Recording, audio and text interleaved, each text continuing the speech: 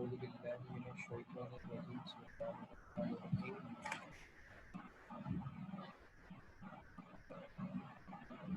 अल्लाह के नाम से शुरू जो बहुत मेहरबान निहायत रहम वाला है। मालिक है जो रोज़ सजा है। हम तेरी ही बात करते हैं और तुझी से मदद करते हैं। हमको उसी तरह से चला रास्ता उनका जिन पर तूने इनाम किया, ना कि उनका जिन पर तेरा गज़ब हुआ और ना बल्कि हुए। सदक़ल्लाहुल अज़ीम। आज का इलेक्ट्रोमैग्नेटिक फील्ड थ्योरी का ऑनलाइन लेक्चर हम स्टार्ट करते हैं कुछ मिनट्स में। आज के लेक्चर में हम जो चीज़ें डिस्कस करेंगे वो रिलेटेड टू कोऑर्डिनेट सिस्टम। इससे पहले जो चीज़ें हमने डिस्कस की थी वो आपकी क्या कहते हैं, related to process law, divergence theorem. और असाइनमेंट के मैंने आई थिंक 4 क्वेश्चंस कर दिए हैं इसके हवाले से, जो मैंने कल आप लोगों को गाइड किए थे, एक्सप्लेन किए थे, बताया।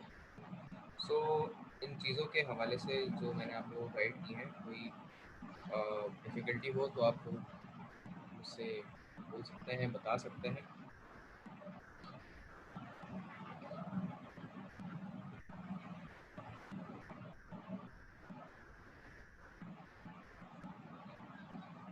तो ऑन बिहाफ ऑफ दैट हम न्यूमेरिकल्स जो कि हमने डिस्कस किए थे, न्यूमेरिकल्स रिलेटेड टू न्यूमेरिकल्स जो हमने डिस्कस किए थे रिलेटेड टू डाइवर्जेंस थ्योरम, वो हमने डिस्कस कर लिए। और न्यूमेरिकल्स के बाद जो नेक्स्ट टॉपिक हमारा है वो कोऑर्डिनेट सिस्टम के ऊपर है। कोऑर्डिनेट सिस्टम हमारे 3 तरह के होते हैं: Cartesian coordinate system, cylindrical coordinate system और spherical coordinate system. Cartesian coordinate system अगर आप देखें तो ये हमारे बेसिक कोऑर्डिनेट सिस्टम होते हैं जिनके अंदर एक्स, वाई और जेड को हम रिप्रेजेंट करते हैं।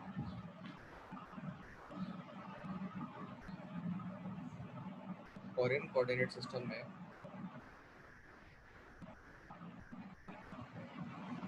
सिस्टम में हमारी जो बेसिक एंटिटीज होती हैं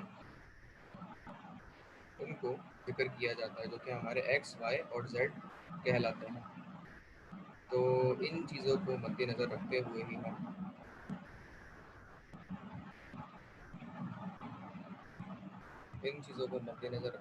हम चीज़ों को फुलफिल कर लेते हैं।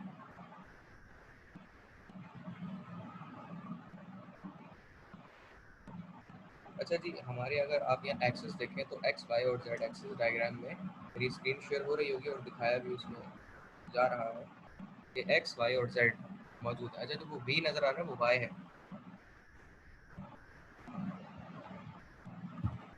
तो एक्स रिलेटेड टू आई होता है, वाई रिलेटेड टू जे होता है और जेड रिलेटेड टू के होता है। तो इनके दरमियान जो कोऑर्डिनेट सिस्टम आपको नज़र आ रहे हैं कि आपको एक्स, वाई, जेड और इनके पोजीशन वेक्टर आई, डी वाई जे और डी जेड के बराबर होता है। सरफेस के मुताबिक ये चीज़ बताई जा रही है और हम इसको एक्स ऑफ आई यानी कोफिशिएंट ऑफ एक्स और आई विद ये इसका एरो कैप होता है जो कि पोजीशन वेक्टर को रिप्रेजेंट करता है, और पोजीशन वेक्टर का मैग्नीट्यूड वो 1 होता है। इसी तरीके से जो डी वाई है हमारा, डी वाई के मुताबिक अगर हम इसे लें तो डी वाई के मुताबिक इसे वाई भी कहते हैं कोफिशिएंट, और इसका पोजीशन वेक्टर जे होता है यूनिट, और इसका मैग्नीट्यूड 1 होता है। उसके मुताबिक अगर निकाला जाए इसका मैग्नीट्यूड, अच्छा डी जेड हमारा जेड मैग्नीट्यूड होता है जो रिप्रेजेंट होता है, और के जो है उसका पोजीशन वेक्टर है यहाँ।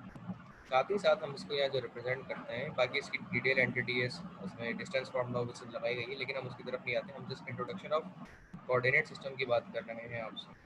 तो कोऑर्डिनेट सिस्टम में ये चीज़ें आपके सामने रिप्रेजेंट हुई भी हैं जो कि बताई जा रही हैं। तो कोऑर्डिनेट सिस्टम में ये चीज़ काफ़ी ईजिली रिप्रेजेंट हो जाती है जिनको हम यहाँ पे जिक्र कर रहे हैं। अच्छा, कार्टेशियन कोऑर्डिनेट सिस्टम के बाद हम आते हैं सिलेंड्रिकल कोऑर्डिनेट सिस्टम की तरफ। तो सिलेंड्रिकल कोऑर्डिनेट सिस्टम जो आपके होते हैं, इनमें 3 एंटिटीज होती हैं, रॉ, फाई और जेड। तो रॉ, फाई और जेड के मुताबिक हम चीज़ों को में देखते हैं।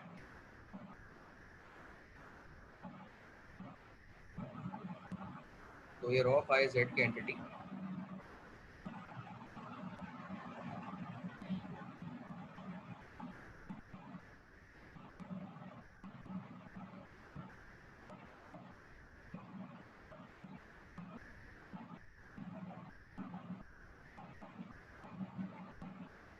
तो इसके अंदर हमारे जो ये आप देख रहे हैं यहाँ पे रॉ चल रहा है यहाँ से तो एक केक अगर आप देखें केक जो होता है ना वो पूरा सर्कुलर में होता है सर्कल में। तो केक के हिसाब से हम जब मिसाल के तौर पे किसी की हैप्पी बर्थडे है तो आप उसके अंदर जाते हैं और केक खाते हैं। तो केक हमेशा जो आपको मिलता है पार्ट ऑफ पीस में मिलता है, दैट इज कोन। कोन की सूरत में आपको वो चीज़ नज़र आ रही होती है।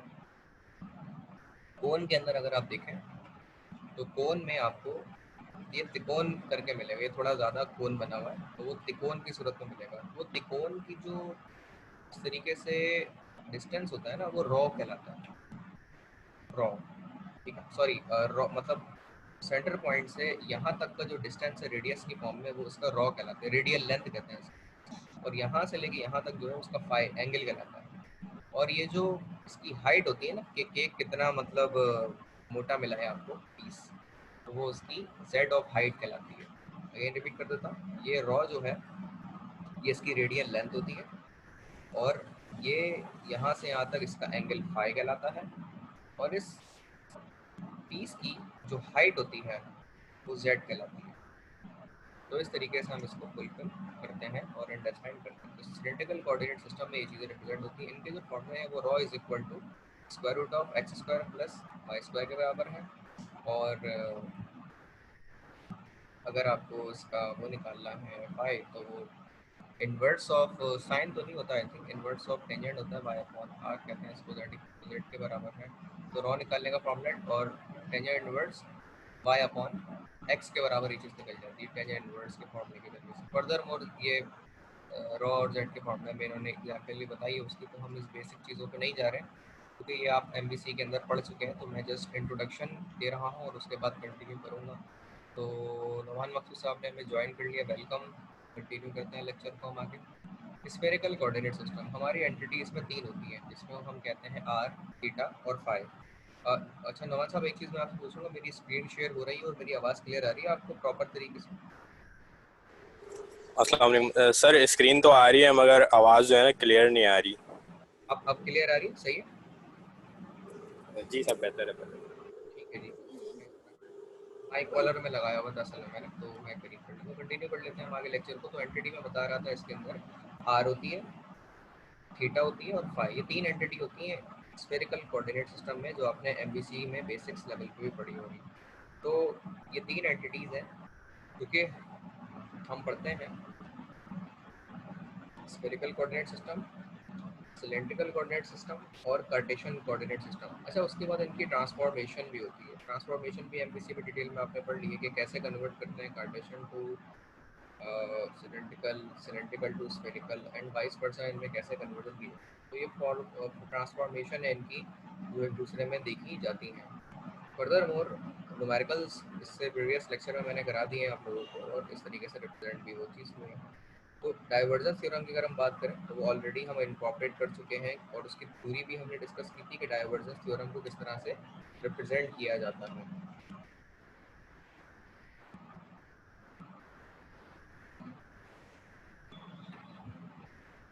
तो ये चीज़ में हमने डाइवर्जेंस थ्योरम डिस्कस किया और गॉसेस लॉ से भी उसे कंपैरेटिवली डिस्कस किया और उसके ऊपर हमने तीन न्यूमेरिकल्स किए थे और असाइनमेंट का क्वेश्चन भी उससे रिलेटेड आपको मेरे ख्याल में मैंने तीन दिए, तो वो चार टोटल असाइनमेंट में सवाल हुआ है।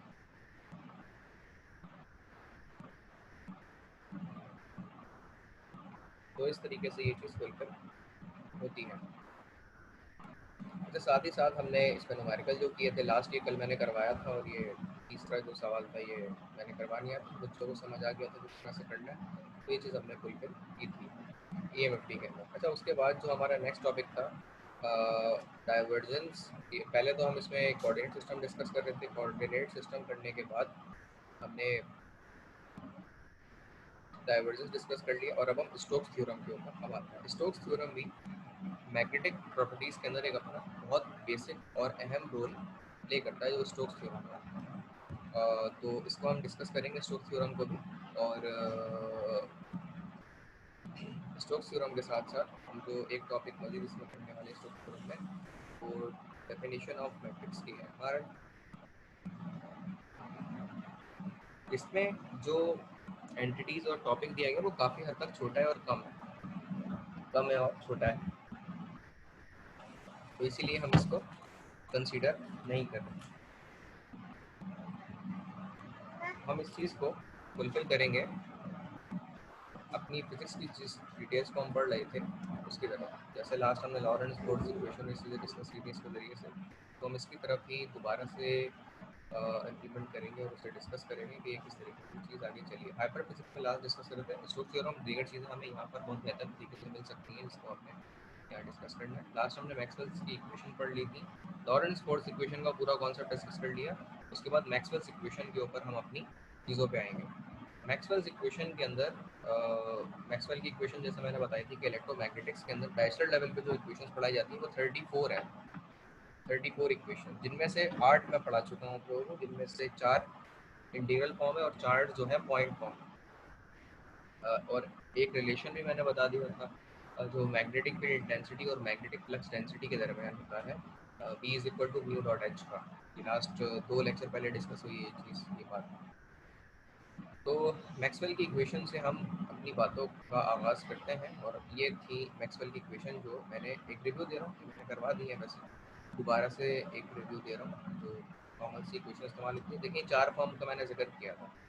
गॉसेस लॉ ऑफ इलेक्ट्रिसिटी के अंदर ये चीज़ थी, तो अगर मैं इसको एक रिव्यू दे दूँ, गॉसेस लॉ ऑफ इलेक्ट्रिसिटी के अंदर एक गॉसेस लॉ ने हमें बताया था कि इलेक्ट्रिसिटी में जिसको काम को आगे लेके चले थे मैक्सवेल, तो उन्होंने इसमें ये बताया था कि किस तरीके से हमारे इलेक्ट्रिक फील्ड इंटेंसिटी और वेक्टर एरिया का जो डॉट निकाला जाता है, इसका इंटीग्रल फॉर्म अगर हम लें तो वो बराबर होता है क्यू अपॉन एप्सिलॉन नॉट के, और इसकी वैल्यू बराबर होती है 4k क्यू के। तो क्यू अपॉन एप्सिलॉन नॉट जो परमिटिविटी ऑफ फ्री स्पेस भी है, ये जो फॉर्मूला है ये गॉसेस लॉ का है, और इसकी पूरी इक्वेशन बना के जो हमें दी है ये मैक्सवेल ने हमें दी है। ये बाकायदा पूरी ट्रांसफॉर्मेशन है, ये मैक्सवेल का काम है बराबर, ये गॉसेस लॉ का काम है, और एक कूलम का काम है। कूलम, गॉसेस, एंड देन ये चीज़ हमें मिली है मैक्सवेल से। तो ये पूरी इक्वेशन मैक्सवेल की इक्वेशन कहलाती है, जिसकी ये इंटीग्रल फॉर्म है और ये इसकी डिफरेंशियल फॉर्म है। ठीक है, इसी के साथ साथ हमने गॉसेस लॉ के बाद मैग्नेटाइजेशन, मैग्नेटिज्म के अंदर भी गॉसेस लॉ है जिसकी ये इंटीग्रल फॉर्म है और ये उसकी पॉइंट फॉर्म है। ठीक जनाब, तो ये हमने लास्ट डिस्कस की थी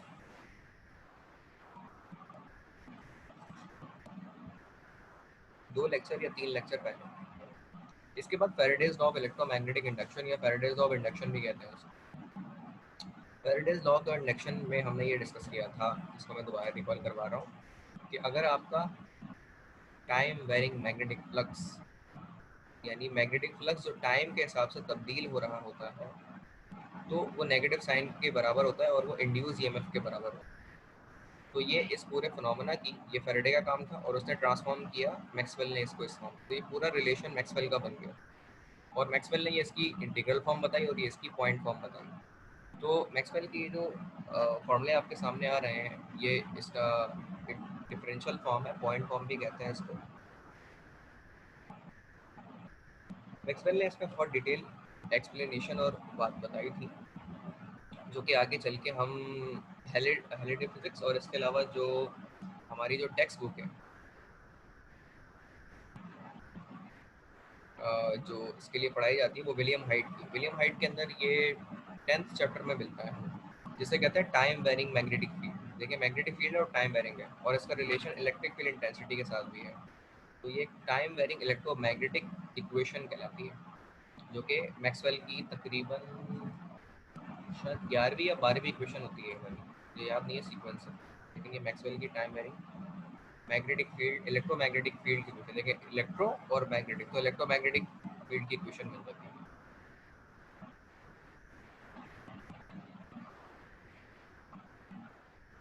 ये है जनाब Ampere circuit law. Ampere's law के अंदर भी ये पूरी एक्सप्लेनेशन थी जो एम्पेयर ने बताई थी, जिसकी इंटीग्रल फॉर्म है और ये इसकी डिफरेंशियल पॉइंट फॉर्म कहलाती है।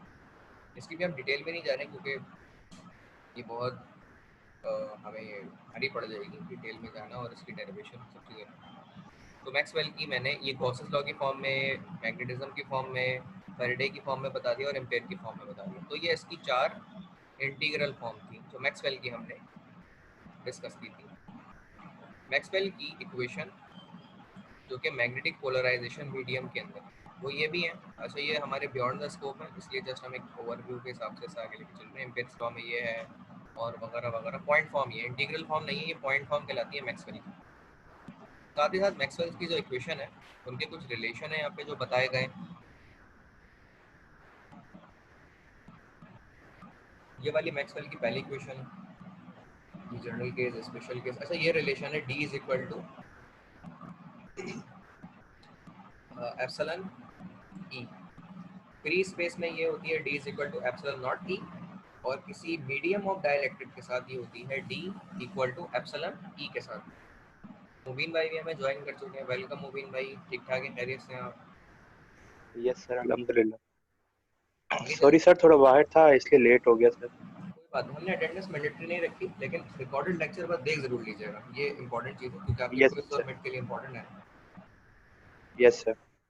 हमने, मेरे भी घर के लाइट का काफ़ी इश्यूज हो रहा है, समझ नहीं आ रहा, आधे घंटे आ रही है और आधे घंटे जा रही है। अभी परमानेंटली आई भी है, तो मैं जो जितनी कंडक्ट कर सकता हूँ क्लास वो कंडक्ट कर रहा हूँ, ताकि ये है कि कम्प्लीटली बच्चे एंटरटेन हो सकें और उनको नॉलेज मिल सके। तो लाइट ही नहीं होती है तो लैपटॉप वगैरह और कुछ चलती नहीं, और जनरेटर भी ख़राब हो गया था सुबह, तो ज़रा वो देखा है तो ठीक हो गया है। तो हम कोशिश करेंगे कि ये इल्म का सिलसिला मुसलसल चले, ताकि आप लोगों का टाइम ज़ाया ना हो, प्रॉपर तरीके से लेक्चर आपको टाइम पर मिल सके मेरे एंड से। तो हम शुरू करते हैं लेक्चर को, कंटिन्यू करते हैं जो हमने यहाँ से छोड़ा था। मैं ये बता रहा था कि रिलेशन है D is equal to epsilon naught E. D is equal to epsilon naught E, इसे कहते हैं परमिटिविटी ऑफ फ्री स्पेस के साथ। तो ई जो है वो इलेक्ट्रिक फील्ड डेंसिटी है और डी जो है वो इलेक्ट्रिक फ्लक्स डेंसिटी है। जिस तरह हमने एक रिलेशन पढ़ा था, B is equal to mu naught E, mu naught H. तो इस तरह वो फिनोमेना था मैग्नेटिक कॉन्सेप्ट, और ये फिनोमेना है इलेक्ट्रिक कॉन्सेप्ट में। इलेक्ट्रोस्टैटिक के अंदर वो था, ये है, और मैग्नेटोस्टैटिक के अंदर हमने कल पढ़ा था। तो रिपीट कर रहा हूँ दोबारा, B is equal to mu naught H, ये मैग्नेटोस्टैटिक फिनोमेना। और इलेक्ट्रोस्टैटिक फिनोमेना क्या है, D is equal to mu naught epsilon naught E. तो ये जो कॉन्सेप्ट है, ये रिलेशन है असल में इलेक्ट्रिक फील्ड इंटेंसिटी और इलेक्ट्रिक फ्लक्स डेंसिटी के माबैन, और ये पॉइंट फॉर्म भी है मैक्सवेल की। बहरहाल बी इज इक्वल टू, ये होता है आपका point form, magnetic flux density. और ये रिलेशन अभी थोड़ी देर पहले मैंने आपको दिखाया था फैराडे के लॉ के इलेक्ट्रो मैग्नेटिक इंडक्शन के अंदर। इलेक्ट्रोमैग्नेटिक क्यों कह रहा हूँ, क्योंकि E for electric field intensity और B for magnetic flux density, तो इनका रिलेशन बनता है इलेक्ट्रोमैग्नेटिक टाइम वेरिंग फील्ड्स। और ये मैक्सवेल की पॉइंट फॉर्म है। देखिए इंटीग्रल नहीं है तो वो पॉइंट फॉर्म बनती है। और ये डाइवर्जेंस ऑफ ई नहीं होता, मतलब एक्स नहीं है, बल्कि ये मल्टीप्लाइड फॉर्म है, एक्स नहीं है, ये डॉट फॉर्म है, लेकिन इसमें इन्होंने मल्टीप्लाई में लिखा हुआ है, लेकिन ये डॉट फॉर्म है। ये एम्पेयर की इक्वेशन है, एम्पेयर्स लॉ की, तो इसमें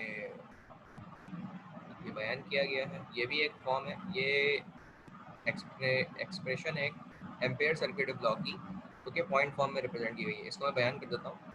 ये अच्छा, यहाँ पे डॉट कब होता है, जब इसको हम कहते हैं कि ये वो है डाइवर्जेंस। और क्रॉस कब होता है, जब ये कर्ल होता है। कर्ल जो है वो क्रॉस के साथ आता है हमेशा एंटिटी में, ये एंटिटी है और इसके साथ जो डेल है वो क्रॉस में आ रहा है, तो ये आपका कर्ल ऑफ ई है। और ये आपका डाइवर्जेंस ऑफ बी है, डाइवर्जेंस हमेशा डॉट के साथ आता है। एम्पेयर्स लॉ के अंदर ये कर्ल ऑफ एच है इक्वल टू जे प्लस डावर डी बाई डावर टी। तो ये जो कॉन्सेप्ट आपके सामने नजर आ रहा है, ये मैग्नेटिक फील्ड इंटेंसिटी का है। एच को कहते हैं मैग्नेटिक इंटेंसिटी, और जे का होता है, जे है जनाब करंट डेंसिटी। जैसे आई फॉर करंट होता है, तो जे जो है वो करंट डेंसिटी है। तो करंट डेंसिटी का फॉर्मूला होता है जे इक्वल टू करंट पर यूनिट एरिया, यानी I upon A equal to J के बराबर होता है, और प्लस डावर डी बाई डावर टी। तो ये फिनोमेना, अच्छा डी क्या होता है, अभी तो अभी थोड़ी देर पहले बताया था, कोई बताएगा डी क्या होता है? Flux density sir. Flux density. D जो है वो इलेक्ट्रिक फ्लक्स डेंसिटी है और वी जो है वो मैग्नेटिक फ्लक्स डेंसिटी है। एच जो है वो इलेक्ट्रिक फील्ड इंटेंसिटी है और ई जो है वो इलेक्ट्रिक फील्ड इंटेंसिटी है। एच जो है magnetic field intensity, H electric field intensity और जे जो है वो करंट डेंसिटी है। तो करंट पर unit area is called current density. तो उसके बाद ये फिनोमेना भी हमने 2 लेक्चर पहले पढ़ा था। ये मैंने अभी जब लेक्चर शुरू हुआ वहाँ एक्सप्लेन किया और इससे पहले भी 2 लेक्चर पहले हम पढ़ चुके हैं। ये relation between magnetic flux density और मैग्नेटिक फील्ड इंटेंसिटी, और ये रिलेशन होता है इलेक्ट्रिक फ्लक्स डेंसिटी और इलेक्ट्रिक फील्ड इंटेंसिटी के दरमियान। ये हमने पढ़ लिया और उसके बाद ये कॉन्सेप्ट भी यहाँ पर पूरा हो जाता है। इसके बाद मैक्सवेल्स की इक्वेशन पढ़ने के साथ ही साथ हम आगे चलते हैं अगेन अपने लॉ में। Gauss's law, Gauss's magnetic law क्या है, गॉसेस लॉ इलेक्ट्रिक लॉ, ये अभी हम डिस्कस करते हुए गए हैं इस ओवरव्यू के जरिए से ही। Gauss's law, electric law, magnetic law में आते हैं हम इलेक्ट्रिक लॉ के बाद। गॉसेस लॉ का मैग्नेटिक लॉ भी हमने ये ओवरव्यू कर लिया है, सीरीज वाइज हम इसको देख रहे हैं। ये 3 पार्ट में हमने इसे देखा है और ये फॉर्मूला रटने नहीं है, जस्ट हमें नॉलेज होनी चाहिए कि पॉइंट फॉर्म क्या होते हैं और इंटीग्रल फॉर्म क्या होते हैं। ठीक है, हर एक चीज़ की लॉजिक ज़रूर है लेकिन हम डेरिवेशंस के एंड में नहीं जा रहे ताकि आपके लिए वो चीज़ कॉम्प्लिकेटेड ना हो। समर है इसलिए हम इसको ज़रा लाइट वे में लेके चलते हैं। फैराडेज लॉ भी मैंने थोड़ी देर पहले बताया आपको, ये इसकी इंटीग्रल फॉर्म है और ये इसकी पॉइंट फॉर्म है। ये हमारी विलियम हाइट की बुक के चैप्टर नंबर 10 में है ये टॉपिक। ये उसकी 13 या 14 इक्वेशन है ये वाली। और साथ ही साथ जो भी इक्वेशन है उनके एम्पेयर सर्किट लॉ की पॉइंट फॉर्म और इंटीग्रल फॉर्म कहलाती है। अच्छा जी, इसके बाद एम्पेयर लॉ भी पढ़ लिया था हमने। वेव इक्वेशन पे आते हैं, वेव की इक्वेशंस की तरफ। ये फर्दर कॉन्सेप्ट है जो कि अगर इस पर गौर करें तो ये डिवाइड बाय टी है, time varying equations of Maxwell. तो मैक्सवेल की इक्वेशंस के अंदर टाइम वेरिंग इक्वेशंस को हम डिस्कस करेंगे। तो अगर मैं आपको थोड़ी चीज़ें बताऊं, एक्सप्लेन करूं, तो इसके ऊपर थोड़ा गौर करें कि हमारी जो इलेक्ट्रिक फील्ड का कॉन्सेप्ट है वो जब कंबाइन होता है मैग्नेटिक फील्ड के साथ तो वो बनती है इलेक्ट्रोमैग्नेटिक फील्ड, और उसी से सब्जेक्ट का नाम भी है इलेक्ट्रोमैग्नेटिक फील्ड थ्योरी। तो ये सिर्फ थ्योरी नहीं है, ये थ्योरीज हैं बल्कि, क्योंकि आप आहिस्ता आहिस्ता पढ़ते जा रहे हैं और मुश्किल होती जा रही हैं आपको उससे। तो एक मजीद भी कॉन्सेप्ट है कि इलेक्ट्रोस्टैटिक का जो कॉन्सेप्ट है, यानी इलेक्ट्रिक का जो कॉन्सेप्ट है, इलेक्ट्रोमैग्नेटिक के अंदर जो इलेक्ट्रो का पार्ट है इलेक्ट्रोस्टैटिक, इसके अंदर जो ऑपरेशन इस्तेमाल होता है ना वो डाइवर्जेंस इस्तेमाल होता है। और जो आपका मैग्नेटिक कॉन्सेप्ट है तो उसके अंदर जो रिलेशन इस्तेमाल होता है वो आपका कर्ल का इस्तेमाल होता है। और इसके अलावा भी एक कॉन्सेप्ट है जो कि आपका होता है ग्रेडियंट का। तो डाइवर्जेंस और उसमें थ्योरी और इसका न्यूमेरिकल मैंने 2 लेक्चर और प्रीवियस लेक्चर में बताए हैं डिटेल में। और न्यूमेरिकल और असाइनमेंट का क्वेश्चन भी उससे रिलेटेड है। असाइनमेंट होपफुली आप लोग कर रहे होंगे, वो दिन में असाइनमेंट देखा है ना, हमने 4 क्वेश्चन हो गए असाइनमेंट में। यस सर, कल 3 दिए थे सर। जी, करना शुरू किए। Yes sir. Yes sir. ठीक है, बताइएगा मत किसी को वरना लोग मांगेंगे अगर। Yes sir. मेरे साथ भी बहुत है, असाइनमेंट का जिक्र कर लो ना टीचर से, बच्चे बैग फौरन मांगने लग जाते हैं, यार असाइनमेंट कर लिया तो यार दे दो जरा। मेरे हिसाब से असाइनमेंट भेजना चाहिए जो लोग कर लेते हैं ना। मेरे कितने रेट होने चाहिए असाइनमेंट के, होने चाहिए मतलब कुछ एक इकोनॉमिकल है, करने वाले को फ़ायदा तो हो ना। यहाँ मुफ्त में असाइनमेंट करके बच्चों को दे देते हैं, उनका फ़ायदा हो जाता है, दोस्ती यारी के अंदर हम भूखे मर रहे होते हैं। तो इसका रेट होना चाहिए कुछ। ये मैं मशवरा नहीं दे रहा हूँ मैं अपने एंड पे बात कर रहा हूँ। तो मैं ये बात कर रहा था कि जो इलेक्ट्रोमैग्नेटिक वेव्स होती हैं आपकी, उनकी सम काइंड ऑफ मैक्सवेल की इक्वेशन है। और असाइनमेंट से रिलेटेड भी हमने ऑपरेशन डिस्कस कर रहे थे हम आपसे कि डाइवर्जेंस और उसका थ्योरम, उसके न्यूमेरिकल, उसका डिटेल वगैरह मैंने सब बता दिया था आपको। 2 टॉपिक हमारे मजीद रहते हैं जो ऑपरेशन से रिलेटेड है, न्यूमेरिकल से रिलेटेड। उसका नाम है ग्रेडियंट, वोल्टेज ग्रेडियंट, और एक टॉपिक है हमारा कर्ल। वो मैं सोच रहा हूँ मिड से पहले या मिड के बाद करा दूँ तो आपकी न्यूमेरिकल की एक अच्छी क्वांटिटी हो जाएगी उसकी। तो ग्रेडियंट तो मैं सोच रहा हूँ कराऊँ और मिड के बाद कर्ल को रखूँ। सॉरी सर, आपको बीच में रोक रहा हूँ। सर कल जो क्विज होगा सर, कल थर्सडे है, तो सर कल क्विज है सर, वो कैसे मतलब किस तरीके से होगा उसकी प्रिपरेशन? ठीक है, ओपन बुक में दूंगा और वो रिलेटेड जो मैंने पढ़ाया है उससे रिलेटेड होगा। तो आप मेरे दिए हुए लेक्चर से आसानी से वो क्विज कर सकते हैं, लेकिन वो सर क्विज। मतलब जी बोलिए। सर न्यूमेरिकल बेस होगा या सर थ्योरी भी होगी उसके अंदर थोड़ी बहुत जैसे है? आप बताएं न्यूमेरिकल बेस देते हैं या थ्योरी बेस देते हैं? ये सर आप बताएं न्यूमेरिकल बेस देते हैं या थ्योरी बेस देते हैं? सर जैसे आप बोलें सर, जैसे सही लगे आपको। जैसे आप बोले मूवी में वैसे कर लेते हैं। सर सबों का सर मशवरा होना चाहिए ना सर, फिर मैं अकेला सब बोलेंगे कि मूवी ने ये बोल दिया। हाँ, ये बात भी है। थ्योरेटिकल बेस कर लेते हैं, थ्योरी होगी क्योंकि असल में न्यूमेरिकल ठीक है का सर। क्लियर कट आंसर होता है, जिसका आया उसको नंबर मिल जाएंगे, जिसका नहीं आया उसके आंसर में नंबर कम होंगे। थ्योरी में ठीक है ज़रा सर। कोई लिख सकते हैं तो देखते हैं। न्यूमेरिकल तो ये है कि भाई अभी दिए थे रिसेंटली, तो बहुत ये नहीं कि जहन से निकल गए हो, तो अभी जहन में होंगे भी। न्यूमेरिकल हो यस। थ्योरी हो तो अभी ना मुझे रात तक याद दिलाइएगा ताकि मैं क्विज बना लूँ ना। तकरीबन ठीक। मुझे रात को मैसेज करिएगा। ठीक है सर, सर ग्रुप में करूँ ना? ग्रुप में कर दिएगा ताकि मुझे याद आ जाए। 11 ठीक। बजे कर दिएगा, 12 बजे भी कर दिएगा, 10 बजे भी कर दिएगा, क्योंकि मैं असल में आज रात को कहीं जा रहा हूँ तो मुझे आने में देर हो ठीक जाएगी। है। तो मैसेज आया हुआ होगा ना, तो मुझे रिमाइंड रहेगा तो आके बना लूँगा, ठीक है या फिर अभी बैठ के बना लूँगा क्विज। तो ये कि क्विज आसानी से बन जाएगा। तो क्विज जो है वो कब लें, टाइम बताएं।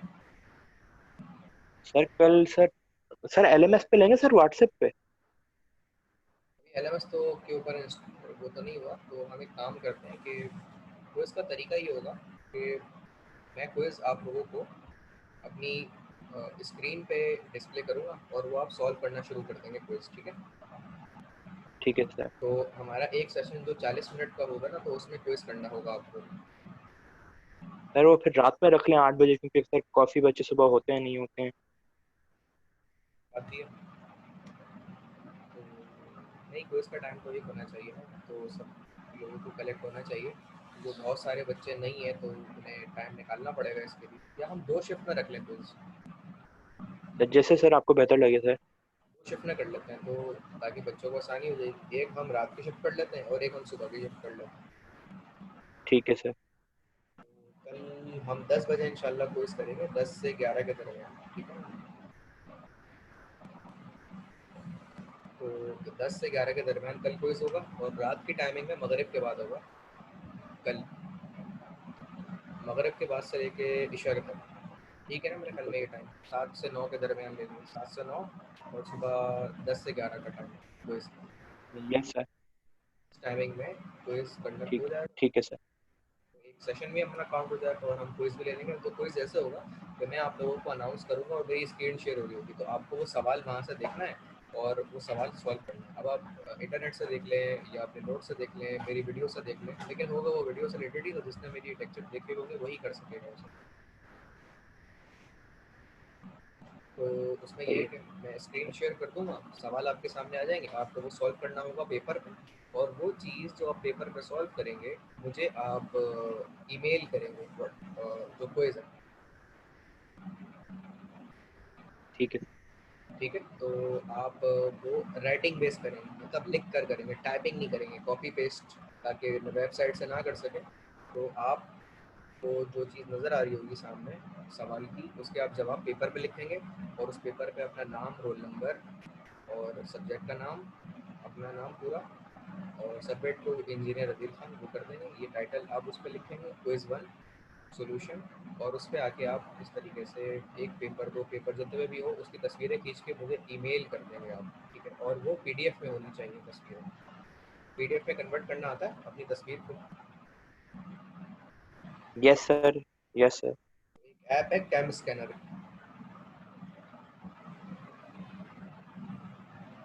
यस सर है हमारे पास सर। तो जितने जो लोग रिकॉर्डेड सेशन देखेंगे वो ये काम कर लें कि कैम स्कैनर की जो ऐप है उसे आप प्ले स्टोर से डाउनलोड कर लें, और आप जो भी तस्वीर अपने क्विज की लेंगे वो कैम स्कैनर में आके आप खोलेंगे, अपलोड करेंगे और उससे पीडीएफ में कन्वर्ट करेंगे। तो वो एक फाइल बननी चाहिए दोनों तस्वीरों की पीडीएफ में। तो वो एक फाइल दोनों, एक क्विज की, भले वो एक पेज पे हो, 2 पेज पे, तो वो एक पीडीएफ फाइल आप मुझे ईमेल कर देंगे adilkhanpakistan@gmail.com के ऊपर। तो वहाँ मुझे वो कलेक्ट हो जाएगी और इस तरीके से मैं आपका क्विज सबमिट कर लूँगा। और एक और मेरा मेल एड्रेस है adil.khan@hamdard.edu का, वहाँ पर आप भी साथ साथ मेल कर दीजिएगा। तो इस तरीके से मुझे क्विज रिसीव हो जाएगा और असाइनमेंट जो है मैं 1 बाय 1 क्वेश्चन देता जाऊँगा। तो असाइनमेंट मिड से पहले आप लोगों को जमा कराना है। एक असाइनमेंट हम मिड से पहले सबमिट कर लेंगे और एक असाइनमेंट फाइनल से पहले सबमिट कर लेंगे, तो 2 असाइनमेंट हो जाएंगे। ठीक है ना मेहुल भाई? ठीक है सर। असाइनमेंट 2 कर लेते हैं और क्विज भी 2 कर लेते हैं। 5-5 मार्क्स के क्विज, ठीक है। 5-5 मार्क्स के असाइनमेंट हो जाएंगे। ठीक है सर। और अगर कुछ डिफ़िकल्टी है तो हम क्विज या तो नेक्स्ट वीक ले लें, अगर किसी को कोई मसला हो रहा है तो इस तरह कर लेंगे। नहीं सर, सही है भले। ये अभी कौन सा सर ये टॉपिक फाइल शेयर करेंगे आप? मैं आपसे वो स्क्रीन शेयर करूँगा, फाइल शेयर करूँगा। जैसे मेरी स्क्रीन शेयर होगी ना, ऐसे मैं वो क्विज 1 की एक फाइल शेयर कर दूँगा, उस पे क्वेश्चन लिखे हुए होंगे इस तरीके से। नहीं नहीं सर, ये लेक्चर की फाइल जो है ये वाली फाइल शेयर कर देंगे आप? लेक्चर की फाइल ये वो नहीं है, वेबसाइट का कंटेंट है। हाइपर फिजिक्स की वेबसाइट देखें ना, वहाँ पे मिल जाएगा आपको ये आसानी से। अच्छा सर ठीक है। तो मैं इसलिए नहीं शेयर कर रहा हूँ कि मेरा कोई लेक्चर नहीं देख रहा है, वो पीपीटी देख के रट्टे मार लेंगे लोग, और इसमें बहुत कंटेंट है, आपको मिलेगा भी नहीं वो। तो मेरे वीडियो लेक्चर देखें, उनको आगे बढ़ा के आगे कंटिन्यू कर लें और इस तरीके से आपको वो डिटेल्स मिल जाएंगी। तो ये मकसद है कि लोग लेक्चर सुने, लोग पीपीटी देख के अपने तौर पे अंदाजे करते हैं और फिर वो कुछ भी लिख देते हैं, समझते हैं हमारे आंसर आ जाएंगे। तो ऐसा तो नहीं होगा ना। तो इसीलिए इसकी पीपीटी कोई नहीं है, वो मेरे लेक्चर देखने पड़ेंगे इसके लिए आपको। इतनी मेहनत से लेक्चर बना रहा हूँ यार, मतलब टाइम लगता है इसमें, और सब अवेलेबिलिटी, ऊपर से लाइट का इतनी शोर है, पता नहीं क्या हो गया आजकल। तो इन सब तमाम तर चीज़ों में बस कोई इसकी गाइडलाइन मैंने आपको दे दी है। कोई सवाल मजीद है कोई इसके हवाले से पूछ लें, वो मैंने अपलोडिंग और किस तरह करनी है, मुझे मेल करनी है, क्विज़ का तरीका क्या होगा लेने का। और 2 टाइमिंग में क्विज़ होगा आपका, सुबह 10 से 11 और शाम में मगरिब से इशा, जो तकरीबन 7 से 8 बजे के दरमियान इंशाल्लाह ले लिया जाएगा आप लोगों से जो क्विज़ होगा। तो 2 शिफ्टों में हम क्विज़ बंद कर रहे हैं। तो जो लोग अवेलेबल हों वो क्विज़ 1 सुबह की शिफ्ट दें, और जो लोग अवेलेबल हों वो क्विज़ शाम की टाइमिंग में देते हैं। मेरे ख्याल में ये बेहतर आइडिया है मोहिन भाई। यस सर, ठीक है। इससे तकरीबन आसानी हो जाएगी लोगों को, वरना मुश्किल करेंगे तो लोग और बोलेंगे यार बताओ वो ऐसे कर रहे हैं वैसे कर रहे हैं। तो इसलिए हमने आसानी कर दी। तो अब दोबारा टॉपिक के ऊपर आते हैं, और डाइवर्जेंस जो हमने डिस्कस किया था उसका एक कॉन्सेप्ट है यहाँ पे, वेरियस कोऑर्डिनेट्स वगैरह वगैरह, उससे देख लेते हैं। डाइवर्जेंस का मैं करा चुका हूँ, जैसे एक रिव्यू है, उसके बाद हम आज के सेशन को ये एंड कर लेंगे कि मुझे एक और वही लिखना है। सुबह से असल में प्रेजेंटेशन एफआईबी की चल रही थी तो उसमें टाइम लग गया, तो वो टाइम पे हो नहीं सकी क्लास। सर हमारे जो प्रपोजल है हमारी बैच के F-17 के, जी सर वो यूनिवर्सिटी में ही होंगे ना? जी, तला विराट साहब ने तो यही बोला। ठीक है सर। जी डाइवर्जेंस पे आता है। डाइवर्जेंस जो है v is equal to I V one plus J V two plus K V three. तो इस पे लगता है डाइवर्जेंस का थ्योरम, जिसे कहते हैं डाइवर्जेंस डिव। तो डिव लगेगा इसके ऊपर भी और डिव लगेगा इसके ऊपर भी। तो जैसे ही इसके ऊपर डिव लगेगा तो ये हो जाएगा जी आई अलग हो जाएगा, और डावा बाई डावा एक्स प्लस जे डावा बाई डावा वाई प्लस के डावा बाई डावा के। और ये एंटिटी देखें, ये डाइवर्जेंस कहलाती है, डेल।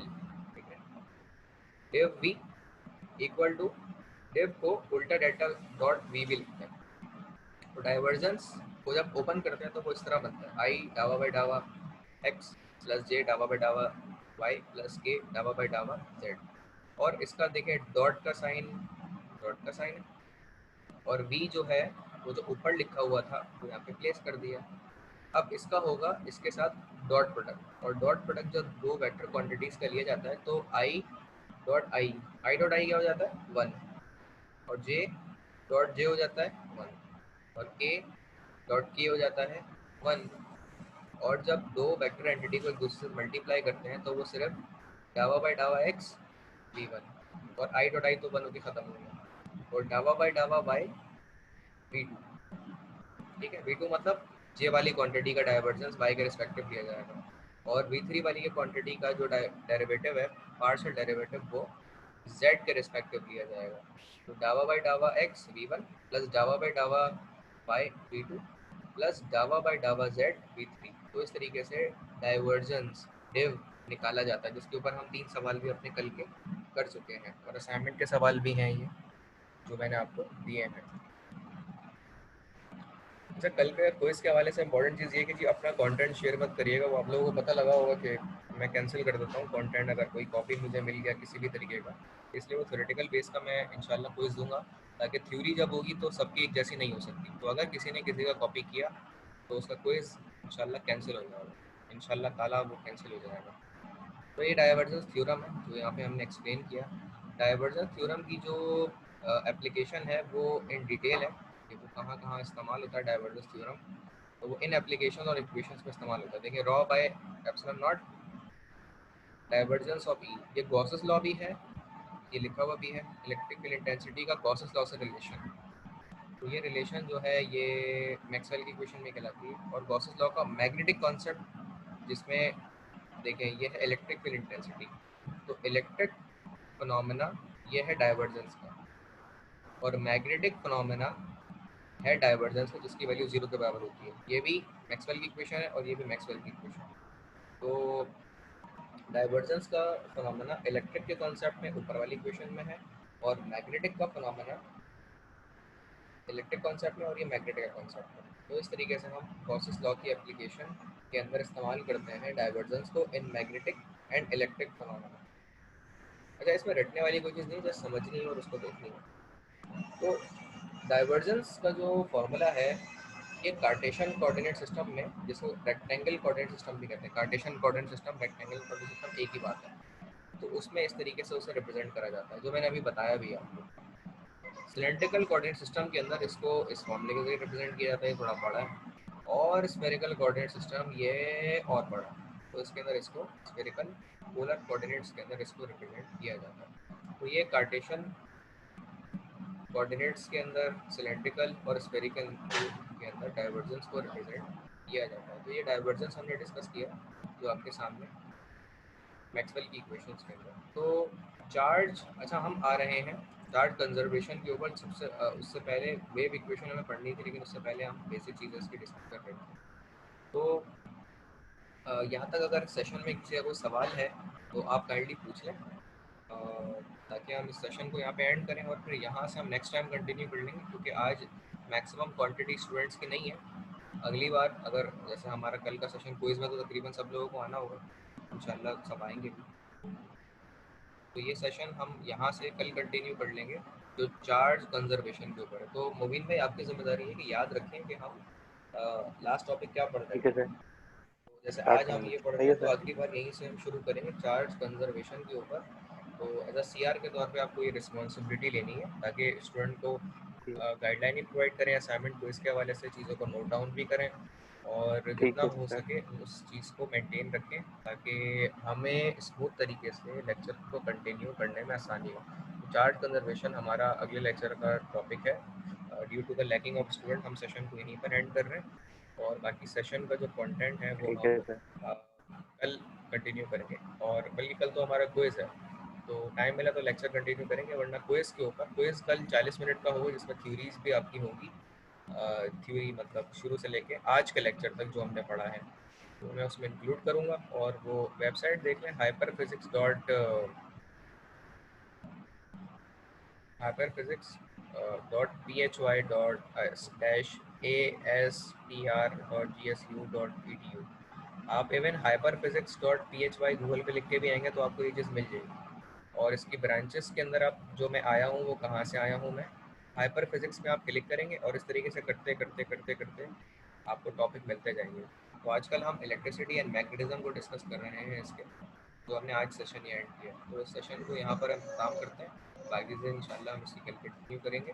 तो इस दुआ के साथ कि अल्लाह ताला आपको और हम सबका हामी और नासिर हो, अल्लाह ताला आपको और हम सबकी हर तरह की बुराइयों से बलाओं से हिफाजत फरमाए। अल्लाह हाफिज़। खुदा हाफिज़।